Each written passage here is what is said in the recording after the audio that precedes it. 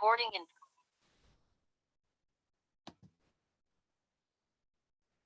You got a new helmet there? You got a new helmet? I have my ball cap on, so Oh, we're at the beach, so nice. Yeah, you just look windswept. You look like, pretty it's much summer. Yeah. summertime. Yeah. Hello, Lisa Carter. How are you? I'm well, thank you. How is everybody? Good, good.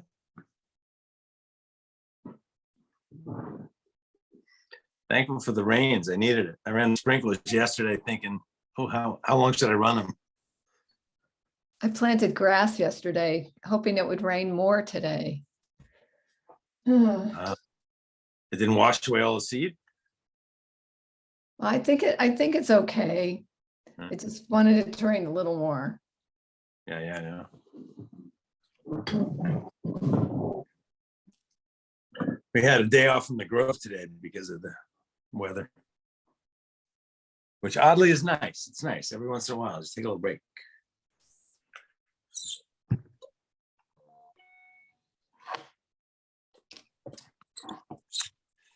Hello, Linda. Thank you for joining us. Oh, happy to. Oh, good. We're happy to have you. We haven't started yet. It's informal so far. Okay. I think we're just waiting on Tony's here. I don't know if we heard from Tom. Did we ever hear from Tom, Sue? I know you did. Okay, good. There's Miss Major, and Miss Dittmer told me that she would indeed be here. So,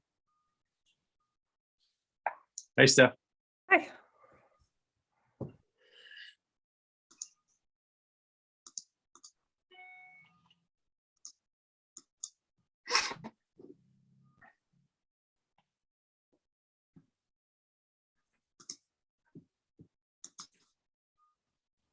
Dave, I will have to bug out early because I'm watching the kids tonight. So Yeah, no worries. No worries. When you have to go.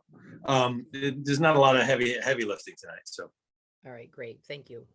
I don't think. We hope. Natalia, how are you? You're muted. You're muted.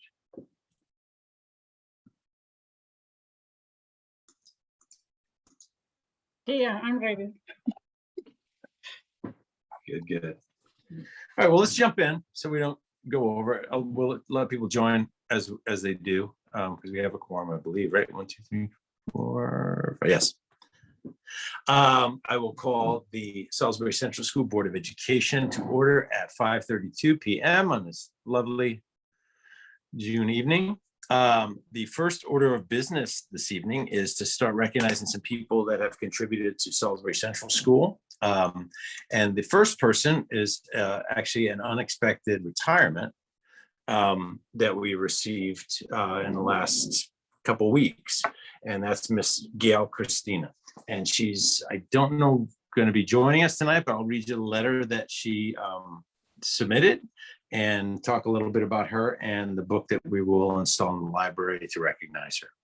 So she writes that I have reconsidered early retirement and think that it's time to get a fresh set of eyes into the amazing art room that I've had the privilege of working in for so long. I feel lucky that I've been able to work with the most amazing people, both past and present, with the most amazing students at the most amazing school in the universe. I'm going to quote her on that. I'm heading up to Beach Hill Pond, where for the first time ever, I'll get to see fall leaf colors on the lake, listen to the loons, and spend time with Mick, my main friends, and of course, Tessie and Cooper. So thank you all. With love, Gail. And Gail, if you do not know, came to Salisbury Central School in 1988 and has taught art here for 34 years. And she was involved intimately in the success of the grade 4 Arts Day and established our annual art show at our school. And the book that we are installing in the library in her name is called Too Much Glue. And it's actually by Jason Lefebvre. Now, is that any relation? Do we know if that's any relation, Lisa, to Dr. Susan Lefebvre? I don't think so. All right. At least not that I'm There's aware gonna be of. some She kind of has a great connection. brother, but she has a brother, but he's a rock and roll guy. So Oh, this guy looks like a rock and roll guy. Yeah. All right. I'll let you peruse. He maybe this might be his side gig. You know how it goes. Anyway, so with great fondness, we say goodbye to Gail and wish her well. And the book will be there for kids to stumble upon and go, who was that? Or, oh, I remember her.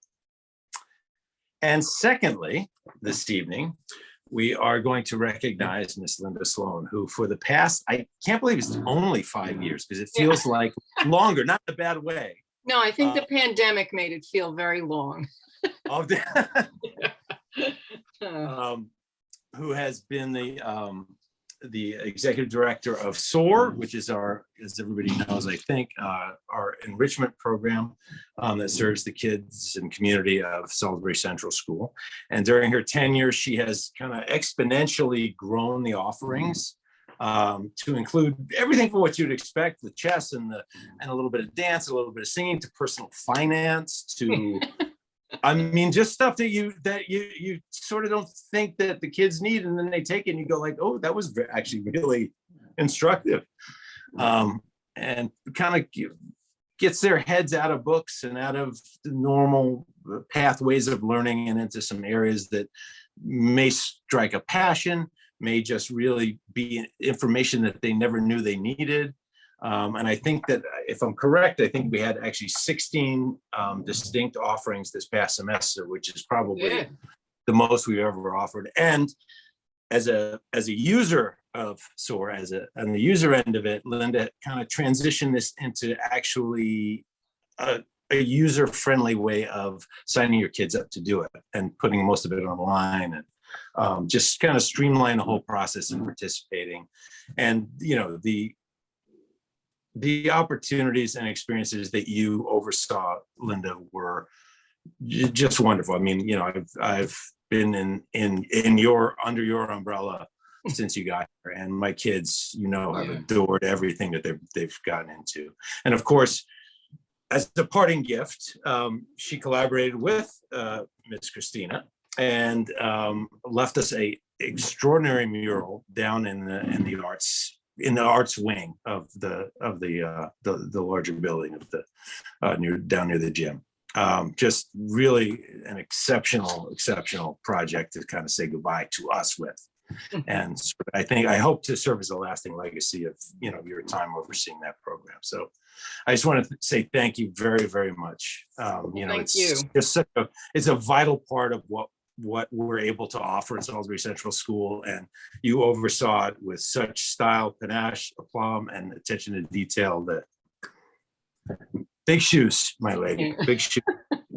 Thank you. It was my honor. It was a great job for me, and it was different from my teaching and expanded my skills quite a bit. And the pandemic definitely put my test. And I have to give a huge shout out to Stephanie, who has been an incredible partner, always up for any idea I had, sound or crazy, and she was very supportive. So, and Natalia's there. She was a great teacher and was willing to try some very different kind of classes for the kids that turned out to be very successful. So it was a great collaboration, and informally, I plan to stay involved. Many of you have seen me working out at the garden, and so I'll be around for sure. So thank you. You're welcome anytime and always, Lynn. Oh, great. Can I also say a word? Yes. So I also want to say that I was a professional involved with under Linda's tutelage, and I want to say that her approach is really professional. So because I thought, okay, I'll just do something. No. We met, she works with you. She wants to emphasize, make sure that you as a teacher understand what she wants students to learn and get out of it. So it was really good collaboration. And thank you so much, Linda, for, staying focused and kind of helping us to provide good programming for the kids. Thank you so Oh, much. thank you. You were a lot of fun to work with, Natalia. One of the many friends I made along the way. So, great. Well, thank you, Linda. We bid you a Thanks. fond, not farewell, but till we see you around the Yeah, block. great. Have a nice summer, everybody. You too. You I'm too. sure I'll dear. see many of you around. Thanks. Bye. That was great. Thank you, Natalia. Yeah, you did a little pitch for your class there. You saw that.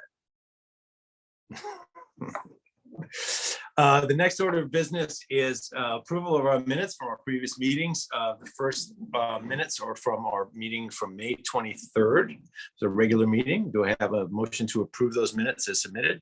Thank you, Jackie. Do I have a second? Thank you, Kevin. Any discussion? All those in favor of approving the minutes of our May 23rd meeting as submitted, say aye. Aye. Opposed, abstaining. Thank you very much. And the next set of minutes is from our May 31st special meeting. Do I have a motion to approve those minutes as submitted? Thank you, Natalia. Do I have a second? Thank you, Jackie. Any discussion? All those in favor of approving the minutes from our May 31st special meeting as submitted, say aye. Aye. Abstaining. Opposed. Thank you very much. Hey, Tom, how are you, buddy? Yeah, good. Sorry for being a little late. No worries. Next order of business is our financial report. Bucieri.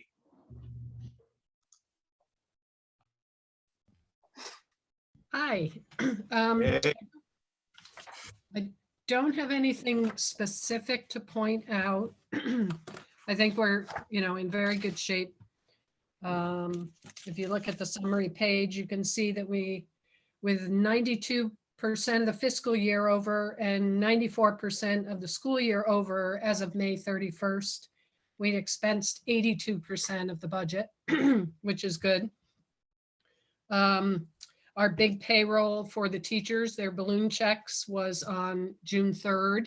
So this report does not include that big payout, but even with that, we are looking very good in the salary line, the salary section of the budget.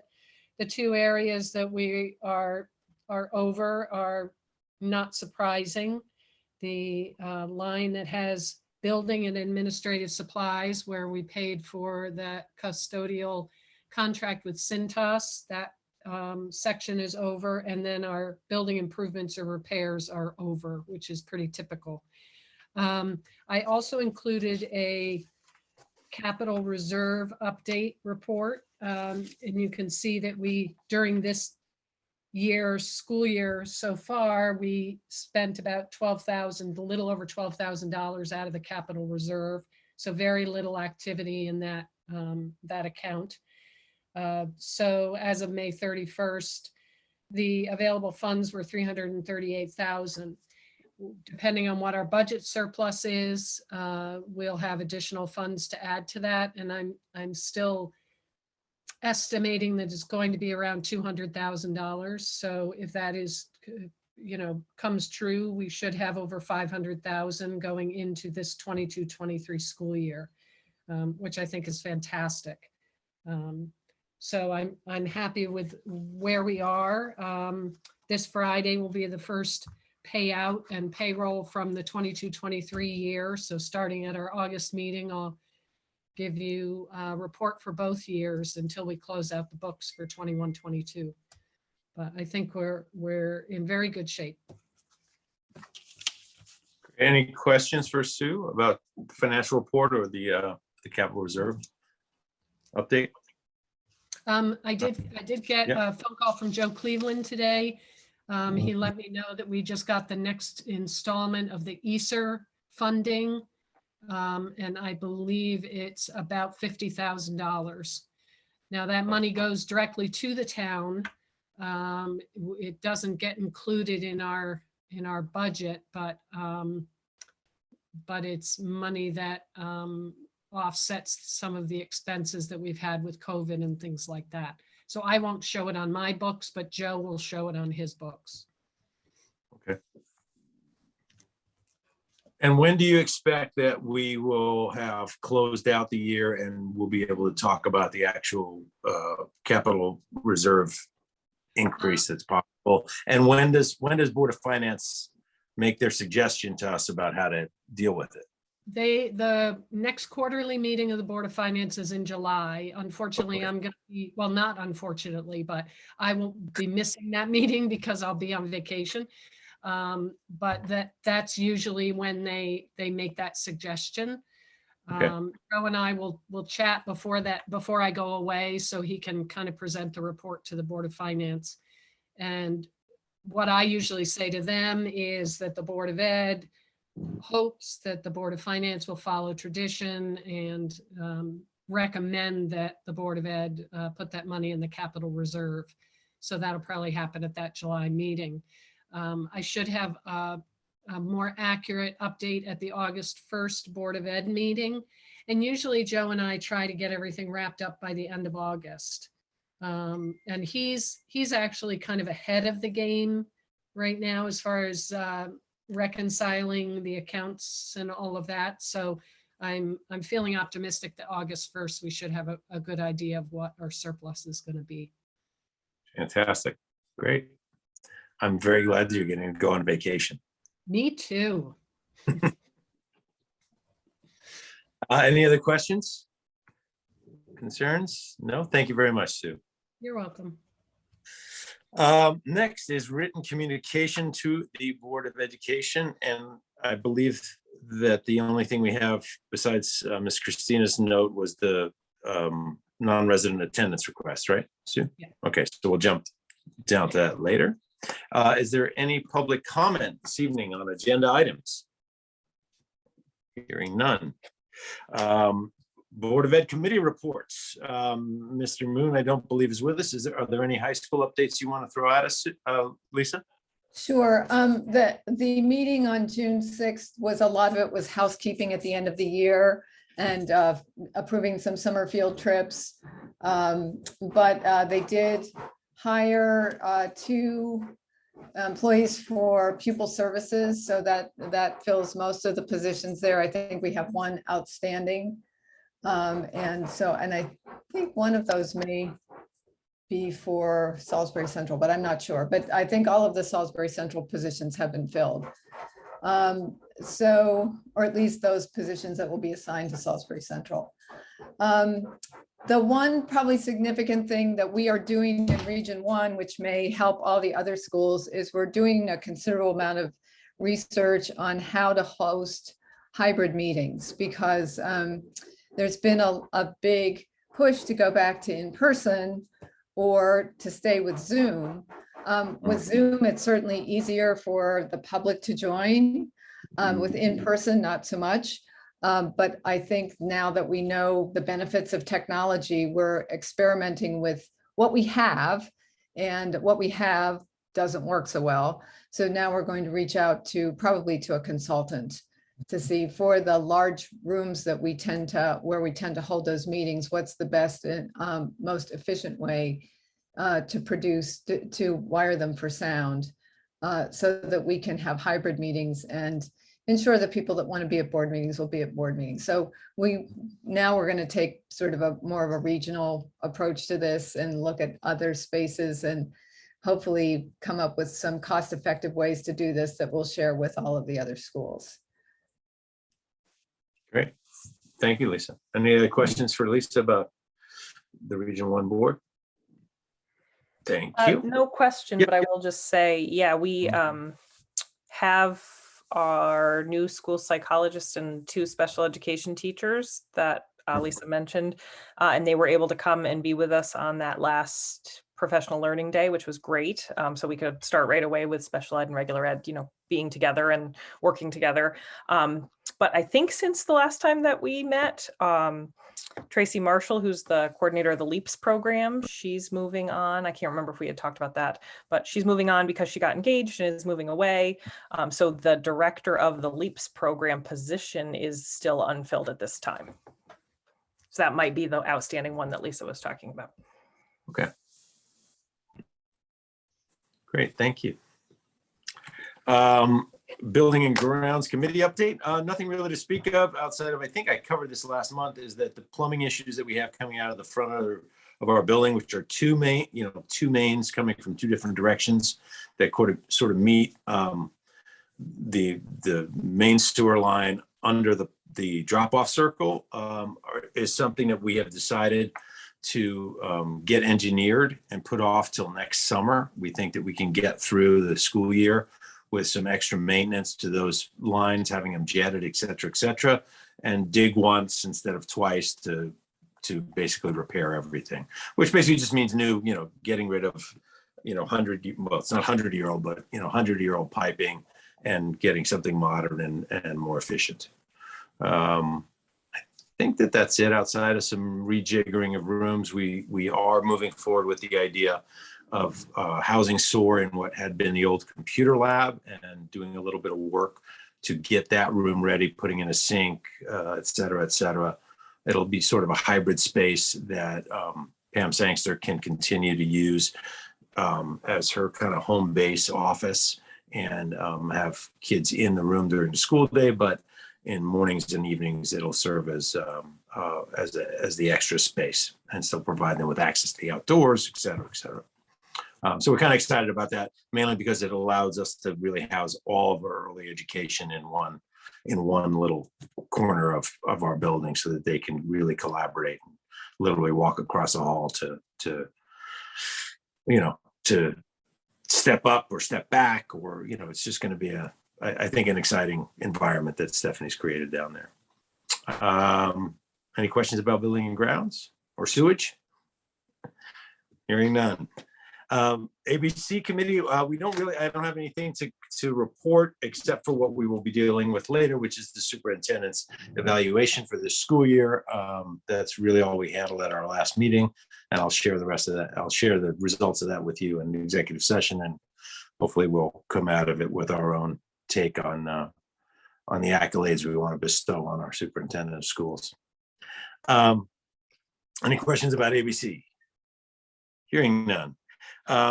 Stephanie and Elise, you have recommendations to hire, I believe. We do. Is that, which one of us is that? I think that's you, because Okay, good. The assistants are here. I was just throwing it to Right. Lisa because I didn't know if she was speaking for them. no, I'm not. I Okay. think Stephanie is. I'm going to do that, yes. So I signed my piece of the paperwork this morning, and do you know if that's good to go? It is good to go. Okay, great. Just make sure. Thanks. All right, let me, I just know So- that Jill. Yeah. okay. And one of them was in the packet, Sue, is that right? Only one of them is in. Right. Yes, only Yes, so one we is have, in- yeah, okay. Yeah, we have a last minute, which is good. We were hoping to get it in time for this meeting, but we're obviously not sure. Okay, so we can start with the science, middle school science position. And what we are recommending for that is that we hire Liz Hauk. You may recall that Liz was with us. She was a pupil services paraprofessional for a time. Then we hired her as a 1-year long-term sub. Then we didn't have a spot that fit for her last year. She went to Kent for a year, and now she has reapplied for this. She's found through her couple years of teaching that science is a particular interest area for her. We posted for middle school science and also for 6th grade science, trying to sort of see what different candidate pools we could get, and interviewed, I think it was 4 people. Yeah, 4 people. And did teaching interviews for some, and Liz just seems to bring the right energy for the middle school. She seems like she's going to be a team player. She wants to commit to, school in Salisbury. She knows us, and she knows that she wants to be here. And also she's willing to do what she needs to do to get certified in science completely. I mean, she's obviously certified to teach science up to 6th grade, but in order to eventually be able to teach 7th and 8th, she's willing to do that work too. So that is our recommendation, and it is at a recommended salary of $55,320, which is master's degree step 3, I believe. Yes. Yeah. Okay. And let me see if I can, because it just came, let me make sure I can get the other one.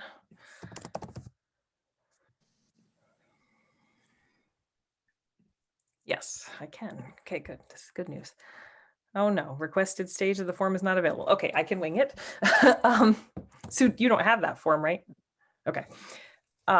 So the next position is the art position. So as you saw, Gail Christina is retiring, and that left us with an art position. We were able to post that in, it must have been the very beginning of June. And we had great candidates.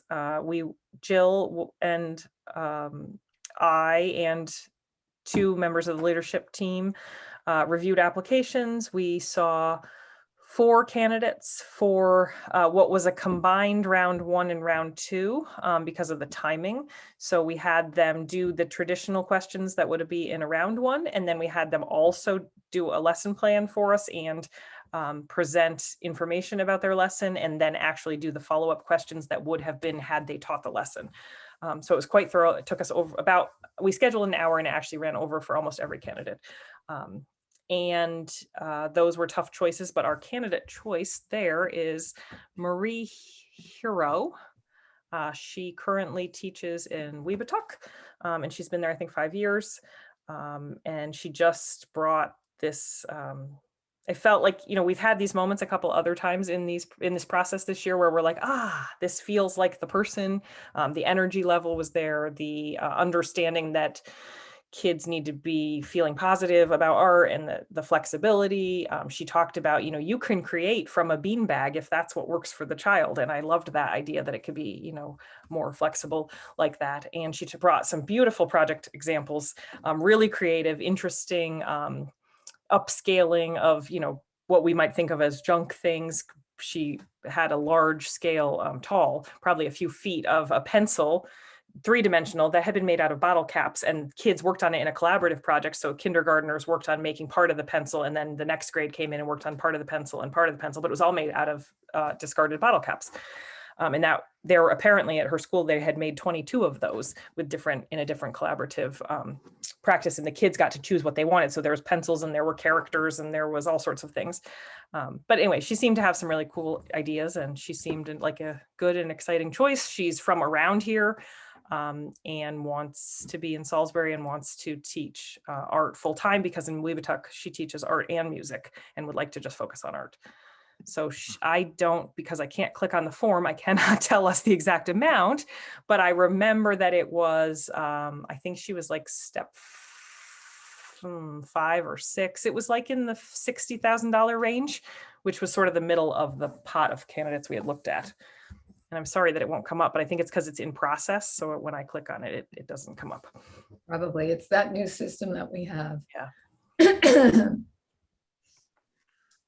That sounds great. Those are our 2 people. And I think, as always, our interview, Jill, of course, and Scott worked on the Science 1-2, and then our interview committee, because especially that did the art interview had to do it right on what would have been the first day of summer vacation. And they came and they spent, 4+ hours at central office doing this with us. So that was nice. Rob Nelson and Jen Segala. Oh, great. So any questions or concerns about either of these recommendations to hire? Anybody want to dig down? I'm glad to see that Liz is coming back. It's always good to have, somebody that's familiar with our community and likes our community and fits into our community and fully invested in our community. And I'm excited to see what the new art teacher brings. So hearing no questions, I would certainly entertain a motion to approve the recommendations to hire. Thank you, Jackie. Thank you for a second, Stephanie. Any further discussion? Natalia, Stephanie can't. I didn't second. Natalia, sorry. It's my screen. Any discussion? All those in favor of approving the recommendations to hire as stated, say aye. Opposed, abstaining. Thank you very much, everyone. Thank you. Yes, you're very welcome. Thank you. If we could cross our fingers, and then these, at this moment, was the last of our certified hires. That's great. That's a good way to leave this year. You know, fully staffed and with you know, some fresh eyes and people you're excited about. So excellent. Next order of business is a staff non-resident attendance request for 22-23. So I'll read it to everyone. Dear Salisbury Board of Education members, I am writing to request permission for my daughter, Clara Garcia, to attend kindergarten at Salisbury Central School for the 22-23 school year. I'll be joining the Salisbury Central School community in the fall as a special education teacher. Having grown up in Salisbury and attended Salisbury Central School, I am thrilled to be back. I currently live in Kent and would love for Clara to be part of this wonderful school, community, and learning environment. I appreciate your consideration and look forward to joining the staff at Salisbury Central School. Sincerely, Bridget Garcia. Steph, you want to give us any background that we need to know? So I don't think we sort of had this thought that she was coming, rumor had it that she was coming to join the staff, and it was just a matter of where pupil services would place her. And so because we thought that she could come to Salisbury, we kind of tentatively put her on the kindergarten list. So the numbers that we have included this child just to be safe. So I don't foresee it being an issue because we were kind of thinking that might be so. And as always, it's, nice for parents to have the flexibility of being able to, do meetings and stay for things and have conversations when they have their child around and they don't have to rush to, somewhere else to get them. So I think it would be good. Great. Does anybody have any concerns about approving this request or any questions about class size numbers, etc.? Hearing none, I would entertain a motion to approve this staff non-resident attendance request as submitted. Thank you, Barrett. Thank you for a second, Natalia. Any further discussion? All those in favor of approving the non-resident attendance request for 22-23, say aye. Aye. Opposed? Abstained? Thank you very much. And we are on to some policy work. A lot of it's first read, so. Steve, I have to bug out, okay? Okay, thank you, Jackie. Take care, guys. Thank you.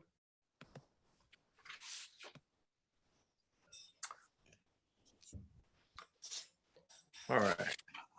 So the policy, I'll just say that the policies that are listed are the last required policies for our review in the 5,000 series. There are some recommended policies we'll look at going forward, but these are the last of the required policies. All of the policies that are presented are CABE sample policies.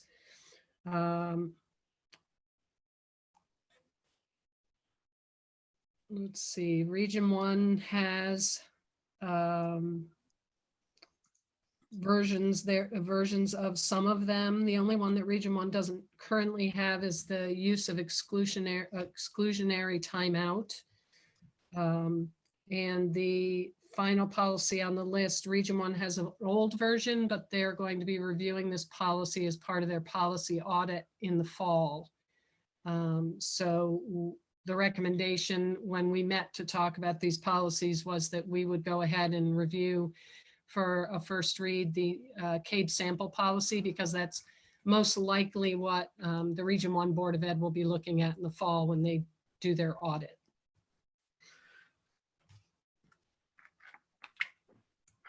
Great. I can see that we've already updated Salisbury Board of Ed, et cetera, et cetera. Are there any areas of concern that you want to point us to, Lisa or Sue, that we should think about crafting it to suit us, or?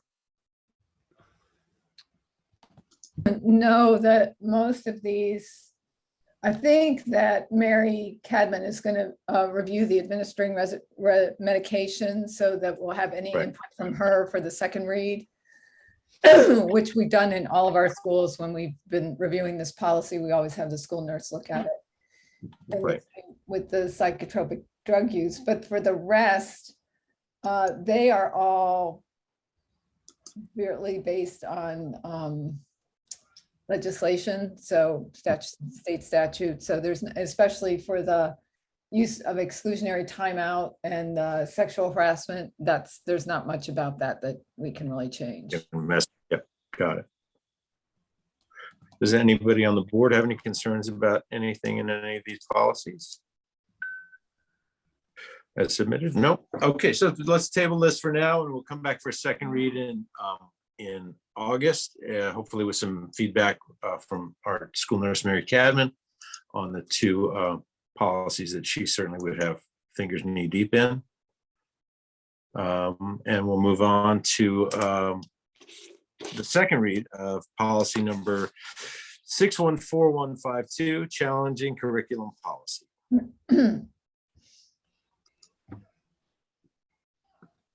So I think we just updated some language on that one Mhm. to make it more specific to middle school. Sure.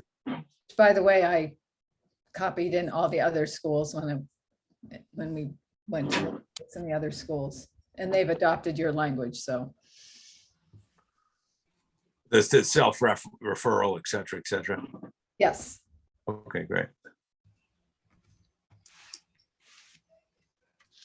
Does anybody have any notes or concerns about policy 614152? Hearing none, I would entertain a motion to approve policy number 6141.52, challenging curriculum policy, as submitted. Thank you, Natasha. I was second.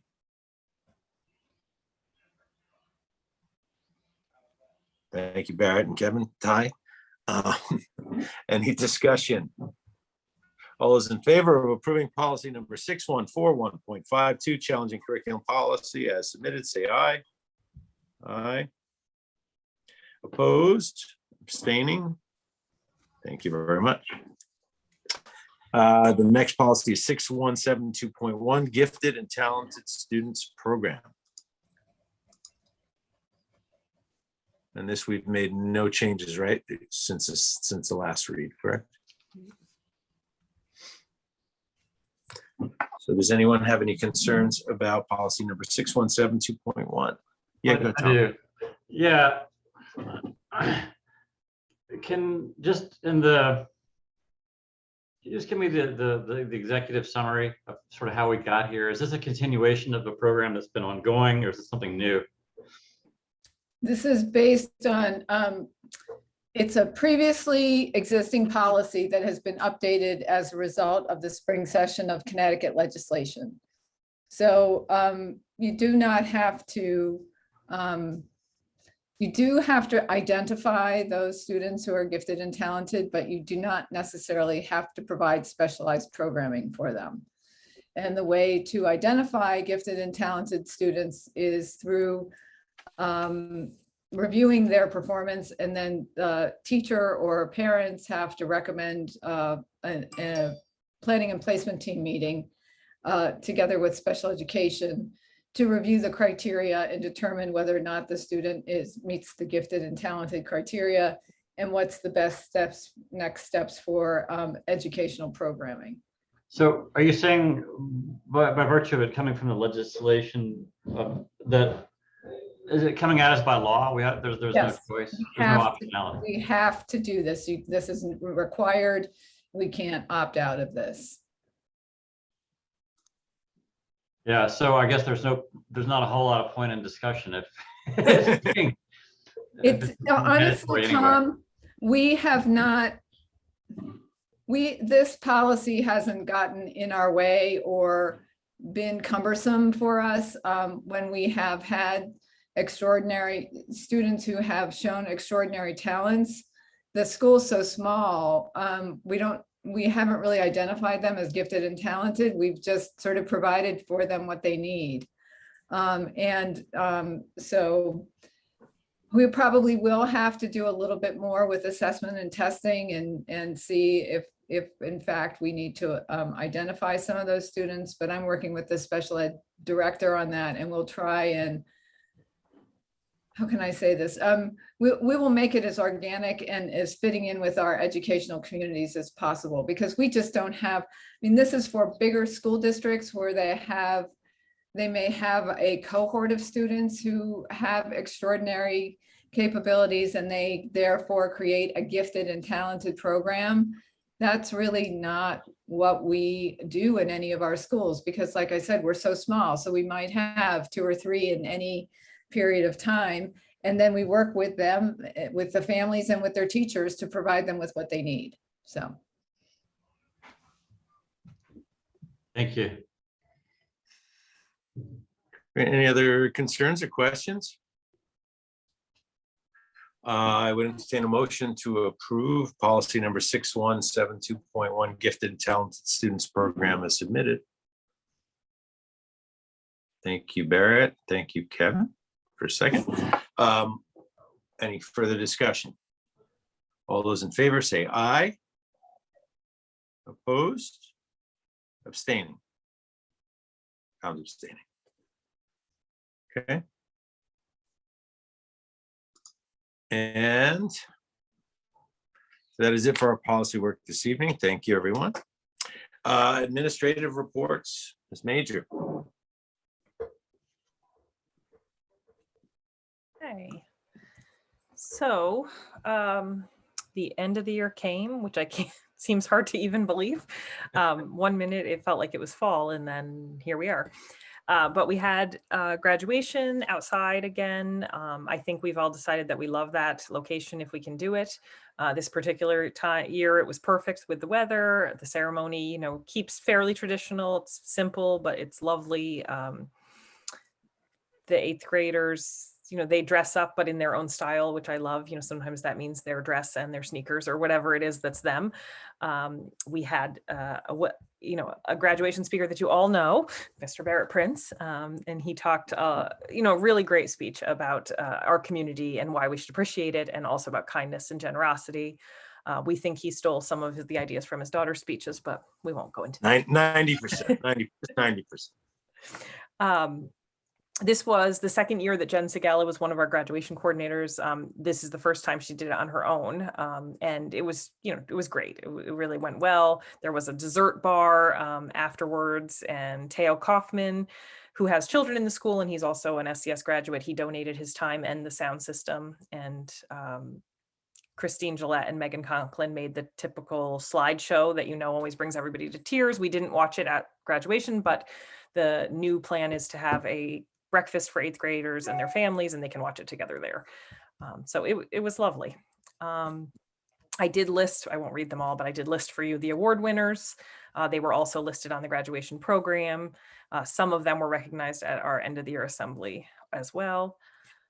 We had a really successful field day. Again, we were blessed with good weather, and it was very fun. And it was back to a more traditional feel where we were able to have the mixed grade teams with 8th graders, down to kindergartners on the same team.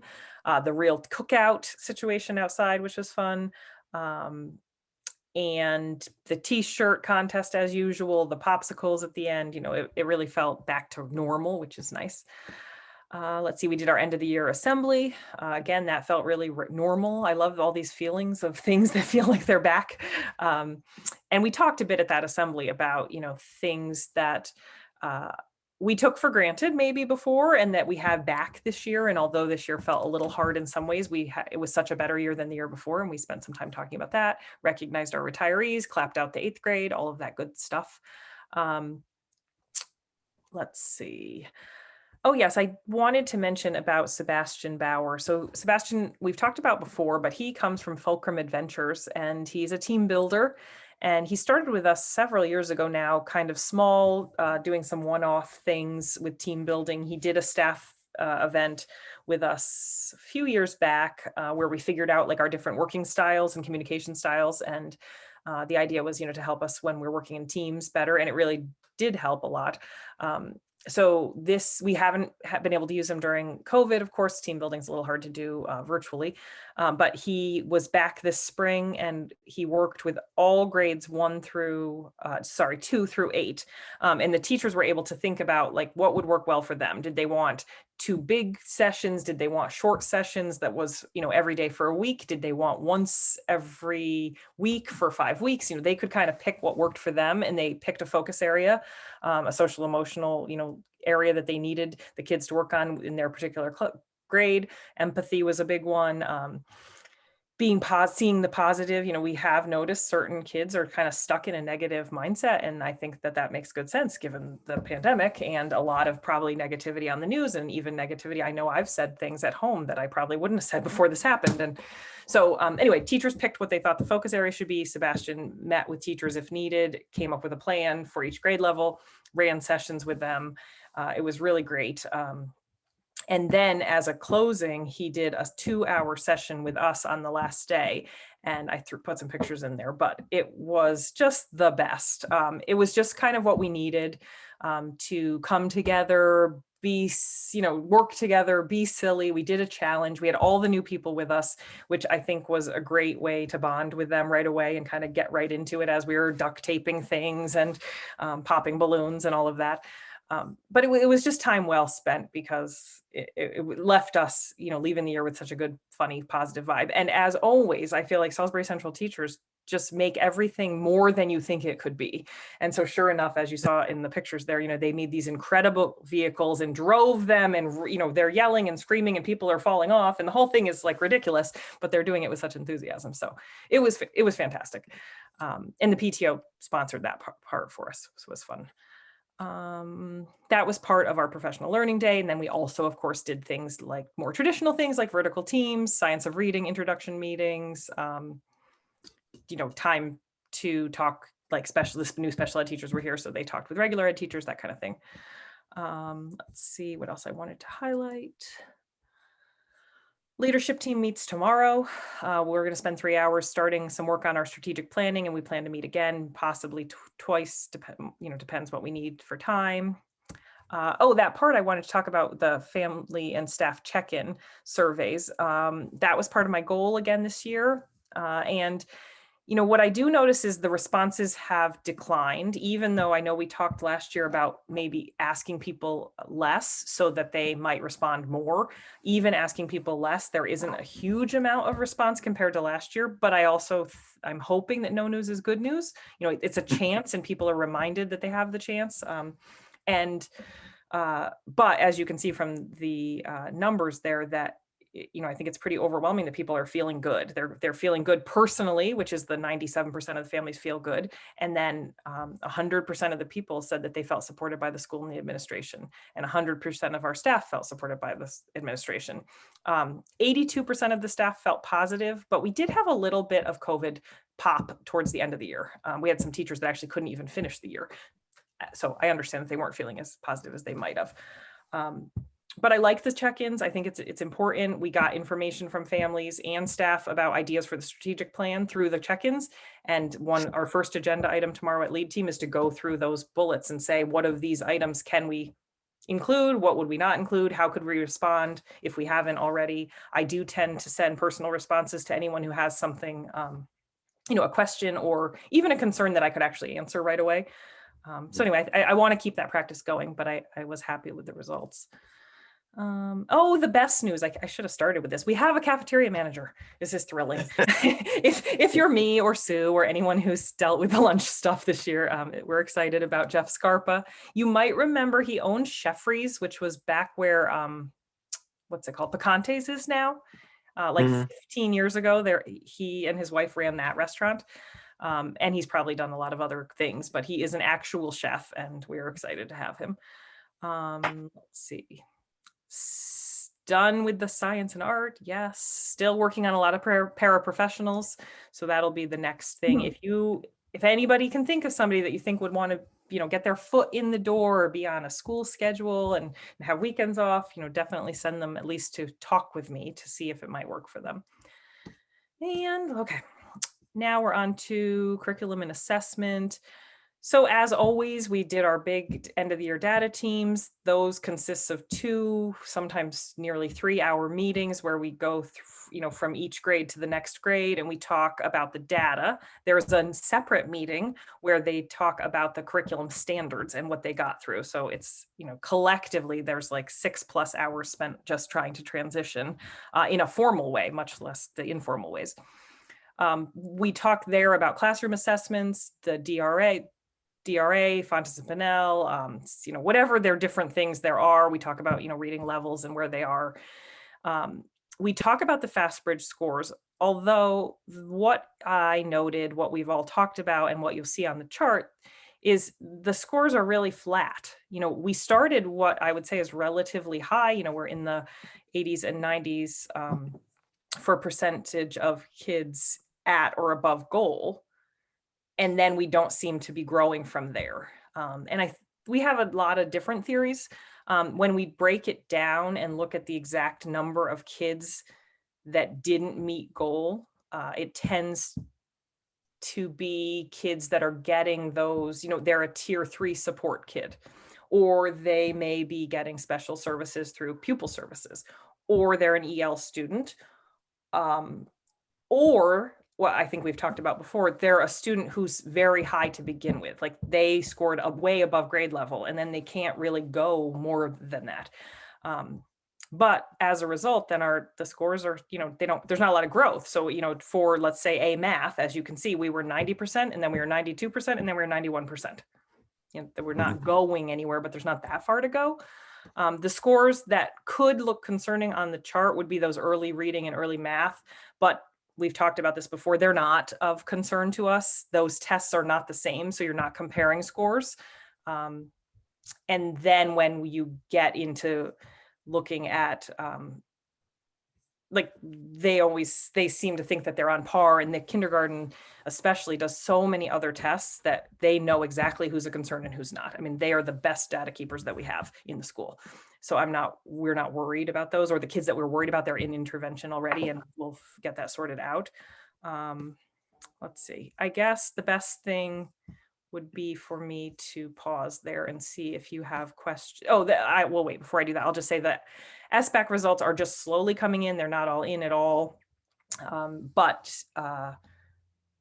I'm looking, as we could look at it during data teams, I did. If somebody's scores were there, I would use them a little in our conversation, but we plan to really look at all of that when it all comes in, in the fall. Okay, so now I can answer questions about the data or the other things.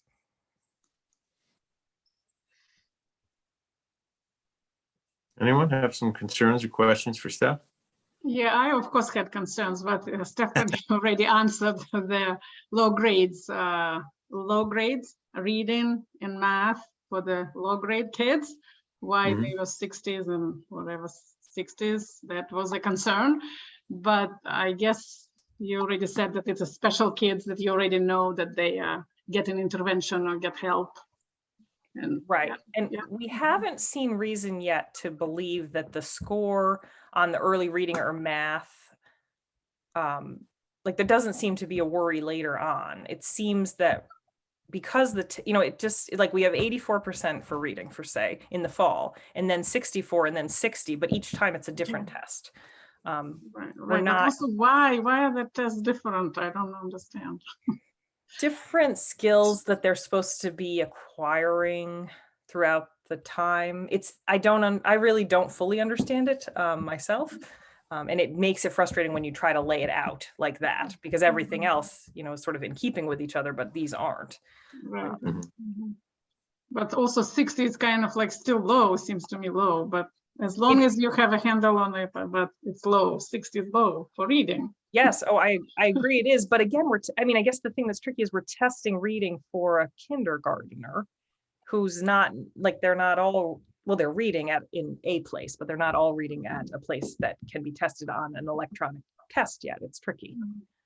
I don't know if, Lisa, do you feel like you have? Well, I was just going to jump in and say that we have this concern region-wide, and so we need to understand the alignment of the assessment with our curriculum. This is a skill-based test and not necessarily testing mastery of standards. And that this is something that Jill and Scott did not have really a lot of time to dig into in the last year or two. They were just trying to sort of get us through COVID. But Janine Rose, who we have hired, is really an expert at looking at student achievement data. And I have already told her that that's one of the first things to look at on our list, is to look at the discrepancy between what's being measured by this assessment with those lower grades and some of the other things that where we, decoding the other basic foundational skill assessments that we do where the data seems to be discrepant. So should be able to report back to you on that. Thank you. Any other questions or concerns for staff? I just have one quick comment, David and Stephanie, thanks for the report. And as you mentioned, I spoke at graduation. I did a little research before I did it and just reminded me of how difficult school districts had it around this country and around the world. We've kind of forgotten COVID's been going on for 2.5 years, and entire school districts were closed for 2021, and kids missed months, if not years of school. So it just kind of hit home how amazing it is that you and the staff kept the school open. It wasn't really even ever a question, right? I never sat here and debated in this board, like, should we do it? It was just, we're gonna do it, and how, what do we need to do it? So I think that was absolutely amazing. And at the same time, you've kept your eye on every kid. I've got, had 3 kids there. If any kid's not happy, or if someone's on top of it right away. And so that's pretty amazing. I know we talked about this before about potentially at some point doing something else for the staff. It seems like COVID's never going to end. So we're never going to have a celebration that COVID's gone. But maybe in the fall, maybe we have some sort of a board sponsored welcome back, or, again, it's never going to be COVID's over, we won kind of thing. But I think any other way we can show appreciation to the entire staff would be great. Maybe we talk about welcome to the new normal kind of thing. Yeah. Just, I think we've just all lost sight of the fact it's not going to end, but the staff is still, fighting through surges, and, they have their own kids at home and stuff like that. So I'd be all in favor of doing something all if we can. That's great. I know we do definitely appreciate any time that they're recognized, because I do think that as we've moved out of it, it's easy to forget A, how hard it was, and B, how hard it, like you said, still can be. I was thinking of those few teachers who were missing the last days of school, and they were really struggling with that. And I'm thinking, here we are, like, still impacted here on June 15th.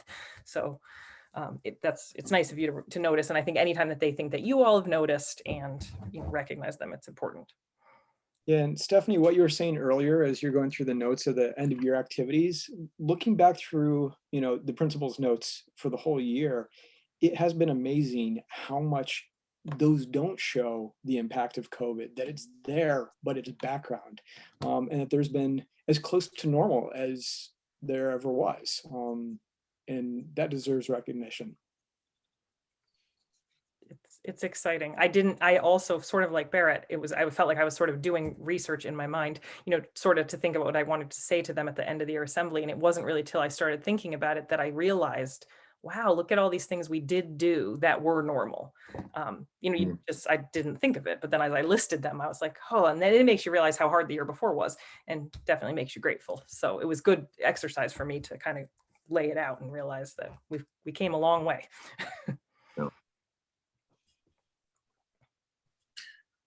Anything else for staff? Thank you very much, Stephanie. Thank you. It was an exceptional year under, again, exceptional circumstances. Not in a good way. The exceptional circumstances. Yes, I'll take a little less exceptional circumstances next year.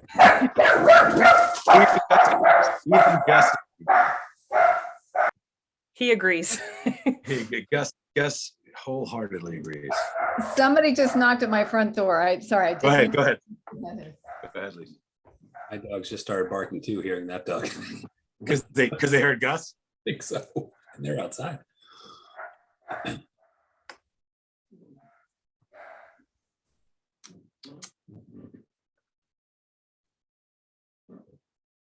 Actually, while Lisa is taking care of her dog, Yeah. Stephanie, question about the the Fastbridge data, I know that other school districts sort of experienced that dip last year and at the end of the prior year.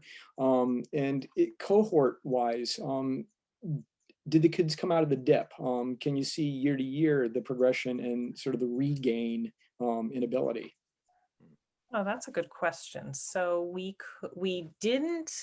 weren't able to compare from, let's see, from the, what year was that? So 2020, right? So we didn't do any testing at the end of 2020. And then there was a discussion at some point about whether we should be comparing the beginning of 2020 with the beginning of 2020, no, One. right. You know what I'm saying? Beginning of the 2019, it would have been then school year to the beginning of 2021. And then everybody sort of collectively decided not to do that. But comparing how a student was at this beginning of last year to the end of this year, we could definitely do some look at that. We haven't really spent a lot of time looking at that. What we do is we look at the end of our first data team meetings, would look at June and then September, but not September to September. So that is something that we could do, or that I could get for you if you're interested in that. Yeah, just curious how that played out. Yeah. Lisa, he was asking about like kids who had a dip in Fastbridge and then did they recover? And I said we sort of intentionally didn't compare before COVID to after, but we could compare September to September type thing. I think for Fastbridge, that would be more useful than looking up. It's almost better to look year to year in the season or the window in which they're being tested, because as Stephanie said, in different parts of the year, they're being assessed for different skills that they're focused on at that time. So at the beginning of kindergarten, for example, that test is so much easier because they're really looking at all of those early foundational concepts of print. Do they recognize their letters? Those kinds of things. By the time they get to the spring, it's really, is there sound letter correspondence recognition? Are they doing some simple, in some cases, some more complex decoding for them developmentally? Can they recognize regular words versus nonsense words, but understand those, but they understand them for their sounds? So, it'd be interesting to look at the growth of the one cohort over another, but you also have to factor in abilities. So the screening data is really not meant for that. It's really to look at that time and to talk about how they're doing at that particular time. And it's not the most satisfactory. I've decided it's not the most satisfactory assessment data to report to boards, but it's mostly what we've had.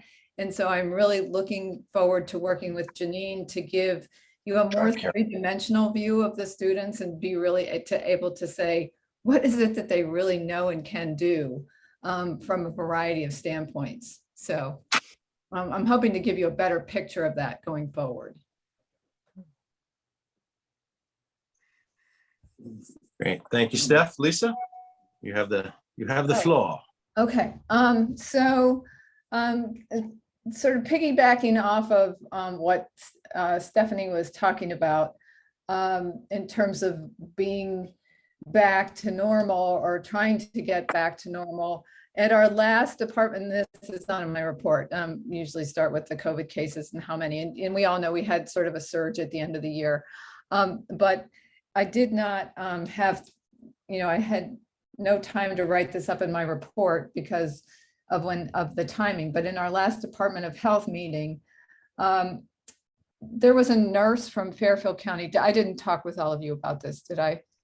There was a nurse from Fairfield County who raised her hand at the end of the meeting and she said, you know what? The nurses can't do this anymore. We are completely fried. And she said, you all have to make some adjustments to what it is you're expecting, not just us, but the administrators to do in terms of keeping track of things and trying to quarantine and test and all of that. They just said, when people were sick and they had to be tested and we were tracking the PCR testing and we could say, okay, you have COVID, you stay home. And we kind of had a good idea of where all the cases were and who did. But now testing is optional. Some people test at home, some people don't. We're keeping everybody who is suspected of having COVID home for 5 days, it seems like. A lot of students are missing school, sometimes unnecessarily, and staff as well. And so the cry from the nurses is to really start to treat this disease more as an endemic flu, similar to what we do with the flu. And so it's my understanding that the DPH and the Department of Education are meeting sometime in June or early July to talk about eliminating quarantine, any kind of contact tracing, although it's not required. We just kind of ask people, have you tested for COVID? Do you have COVID? And the nurses also feel that it puts them in a very uncomfortable position with parents. I asked, after this meeting, I asked our nurses if they felt the same way. And they said, yes, we can't continue to keep track of all of this. And I, of course, have to record all the cases. And it's not nowhere near like recording all the cases for a big school district, but it is time consuming. And Tina has to keep track of all those records. So they said, yes, we can't do this and do our regular job. And yes, it does put us in an awkward position with parents. So together with them, I drafted a letter to the Commissioner of Education because she asked for input. And I told her that we thanked her for the opportunity to provide input and that we do agree with the nurse that spoke up at the meeting. And she acknowledged my letter and thanked me and said that that's what they're going to talk about. So we're hoping to come back in the fall, barring some, God forbid, strange variant. We're hoping to come back in the fall, treating COVID much more like a flu or a bad cold or strep. And hopefully preventing so many staff and students from having to miss school because of the illness. So that's my latest COVID update. The other couple things I wanted to talk about was the school safety. Of course, that was a horrible, horrible thing that happened right at the end of the school year. It doesn't matter when it happened, but it was just, I think with everything else that happened this year, just that senseless violence was just, for me personally, was very hard to recover from. And I still think a lot about it. And it has had a real impact on several boards of education in the region. The Kent Board of Education and the Sharon Board of Education have asked me to look into the possibility of having an armed security officer. And so I've been working with Troop L in that regard. And looks like we are coming closer to understanding what kind of arrangement we might be able to have with them at Kent. And I'll be doing something similar with Troop B when I come back, technically on vacation this week. When I come back from vacation next week, I'll start to look into what Troop B might be able to do for the Sharon Board of Education. So if that's something that you could be interested in, you should let me know. It's basically your choices are to hire somebody who's retired and trained, in which case you have responsibility for everything about them, or having the troop put on additional staff, and they may charge you for the time that they are dedicated to the school for the 180 days that they would be dedicated to the school. But by and large, I think our schools are as safe as they can be. I mean, I know Salisbury Central because I worked a lot on the safety aspects of that when I was principal there. And I think that, as I think I said in previous meetings, keeping your perimeter safe, keeping it closed up, having the teachers understand what it is they need to do if there's an emergency. And we are going to have some training again in the fall. I think those are the most important things that you can do For the rest, I'm not saying it's a bad idea to have a school resource officer. I just don't know that it's absolutely necessary. So I think that has to be a board by board decision in terms of what it is that your community would feel safest with you thinking about and talking about. I also just wanted to thank publicly, take the opportunity to thank Jill and Scott, even though they're not here.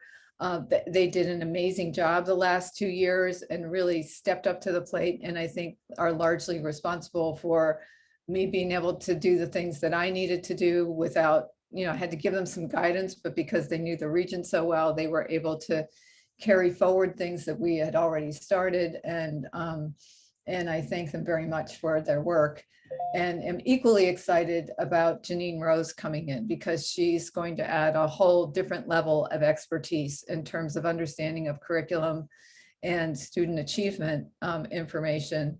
And really, she's going to start on Friday, and I'm just really, really looking forward to working with her. And I think you will all enjoy her very much. For the rest, I think 30-minute lunches, it's pretty straightforward. I think that was all I really wanted to talk about. So if anybody has any questions, I'm happy to answer them. Anybody have questions for Lisa? This is not a question, but when you said about link to Janine Ross information, you don't have a link there. 'Cause I was interested to learn more. Did I say that there was something linked there? Yes, you did. You say, if you please review this link for more information about Dr. Rose. Oh, yeah. It's Oh. not hyperlinked. It says link, but there's no. Oh, I'm sorry. I forgot to put that in there. Okay, I'll make sure that I send that out to everybody. It was going to be it would be the press release that everybody received. So I think you've all seen that. Yeah. All right, thanks. Yeah, she was impressive. I mean, having served on the search committee, she was an impressive candidate that, we're excited about, seeing how she can support Lisa in running this district and supporting our administrative and teaching staffs. Lisa, I have one quick question just on the person in the schools, person in the schools, and I don't really know where I fall on that. I do think, more guns may not be a great thing, and I don't know if there's been any studies whether that actually stops anything. There have been. And so I'd be interested in just seeing information on that so we can, maybe just at least consider it. I think it's, we have 2 buildings, could we even do, would one person even suffice? I'd be really interested in Troop B's actual response plan and how we get them. Because as we've seen, one person may not be enough to do anything, right? Can you explain?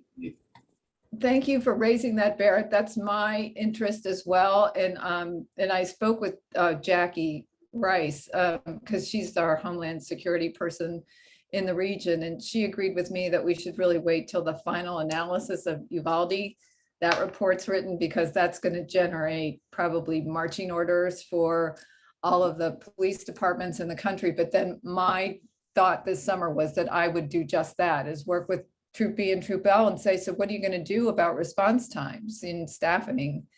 And I just need some time to collect all that information. And I have a couple of good articles that I can also share with all of you about the research about armed guards. It varies. I think it's, in no cases has the presence of an armed security guard prevented anything from happening. On the other hand, what you don't know is what you don't know. Is it been a deterrent to people to say this school is got somebody there, so I'm not going to go there, and that's the big unknown. Yep. So there's something like 100,000 public middle school and high schools. If you put an armed guard in every single one of them, it's something like $8 billion. So I just don't know, or do you use that money, if we have it, to do more counseling of kids or something like that? It would be interesting to have a little more information. And as I said, your school is not going to be any safer if you don't have those basics down. If teachers can't be propping doors open, and I don't think they do in our region, but that's just the advice I hear. Your perimeter needs to be tight.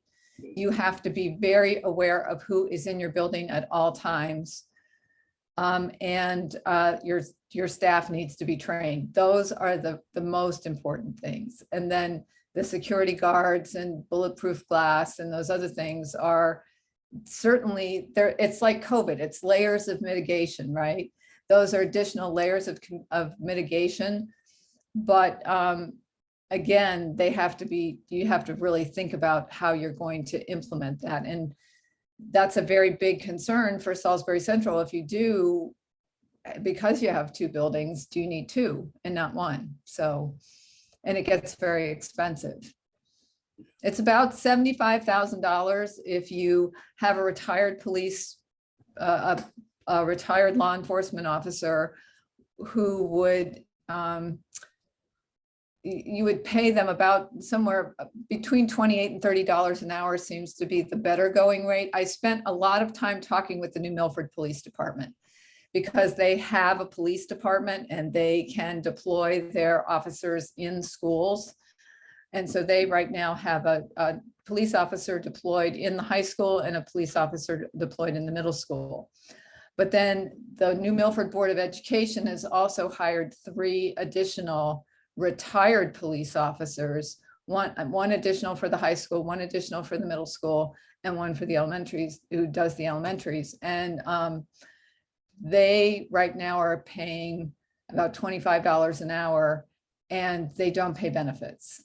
So the recommendation seems to be that if you really want somebody who is probably better qualified, or you want a bigger labor pool, let's say, because you have to find somebody who really gets along with children, because now you're putting a police officer in a different environment. So you want as broad a labor pool as possible. And I think in Newtown, they pay $28 to $30 an hour and they offer benefits. And I think they get, maybe more people there. But the thing is, so that's your 75,000 right there if you're paying them top of the scale plus benefits. But then you need a car and you need a camera and you need a computer and you need, it just training. So it can add up pretty quickly. And again, I'm not saying don't do it or do it, but I think it's my job to provide you with all the information. It's just with the end of the year, it's just taken a while for me to assemble everything. So I'm going to put all of this in a memo so that you can all review, and then you can choose to do what you want. I can invite a trooper to come and talk with boards. I think we need to do a lot. We need to have more conversation, but you need to have a lot more information. Yeah, when Lisa and I talked about it, when she told me she was being asked by some of the schools in the district to look into the efficacy of this moving forward, we kind of agreed that there's a lot of information that she's in the process of gathering, and there's no clear yay or nay, and there's a ton of information that she's still kind of accumulating, and that once she has it, we'll kind of sit down and have this discussion as a group. I have my opinions about it, as I'm sure we all do. But once it's always better to have an informed opinion than the one that I make up in my own mind, I find. So we'll certainly revisit this after the summer. Anything else, please? No, that's it. And if you have any questions about Jill and Scott's report, I can answer those. I will just say that I got great reports about the graduation ceremony at Hoosie from attendees, and albeit the fact that it always goes on longer than you expect. That being said, the ability of our students to communicate their own thoughts and feelings and points of view about where we are in society and where they should had as human beings evidently was very moving. I wasn't there myself, but everybody that attended that I spoke with thought it was an exceptional expression of student ideas, feelings, and ideas. So Thank you. I'll pass that along to Ian. It was an extraordinary evening. It really was quite remarkable. any other questions for Lisa about either her report or Scott and Jill's? Hearing none, we'll move on to what I expect to be an executive session for the purpose of discussing the superintendent's evaluation. I would suggest that if we are going to make a motion to enter into that executive session, that we initially invite both Lisa Carter and Stephanie Major in, so that Lisa can go over her sort of self-evaluation that she shared with us, and that Stephanie may answer any questions about her interactions with our superintendent. Somebody want to make a motion? Thank you, Natalia. Thank you, Barrett. All those in favor of entering into executive session to discuss the superintendent's evaluation, inviting in Ms. Carter and Ms. Major, say aye. Aye. Opposed? Abstaining? Thank you very much. Sue, you make the magic. Aha.